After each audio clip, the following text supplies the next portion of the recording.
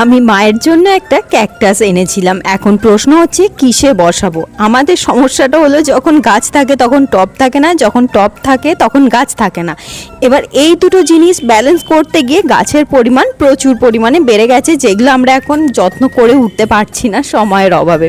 যাই হোক, অনেক খুঁজে পেতে এই মাটির একটা ভাঁড় মা আমাকে এনে দিয়ে বলল, দেখ তো এইটার কিছু ব্যবস্থা করতে পারিস কিনা। শুধুমাত্র এই ভাঁড়টাতে গাছটা বসাবো বলে আমি কয়েকদিন অপেক্ষা করে গেছি, কারণ ভাঁড়টা খুব নোংরা হয়েছিল, ধুয়ে আমি শুকনো করতে দিয়েছিলাম। আর এখন তো জানি প্রত্যেক দিন বৃষ্টি হচ্ছে, রোদের দেখা নেই, তাই ভাঁড়টা কিছুতে শুকনোও হচ্ছিল না। বেশ অনেকগুলো দিন হয়ে গেছে, সেই কারণে ক্যাকটাসটা আমি অন্য একটা গাছের গোড়ায় বসিয়ে রেখেছিলাম। আর আজকে দেখলাম ভাঁড়টা মোটামুটি শুকনো হয়েছে, তাই সবার প্রথমে হোয়াইট অ্যাক্রিলিক কালার দিয়ে কিছুটা হাঁকিবুকি করে নিলাম। এবার চলো কালার করে নিই। দেখো তো কালার করেও নিয়েছি, দেখতে কেমন লাগছে অবশ্যই কমেন্ট করে জানিও।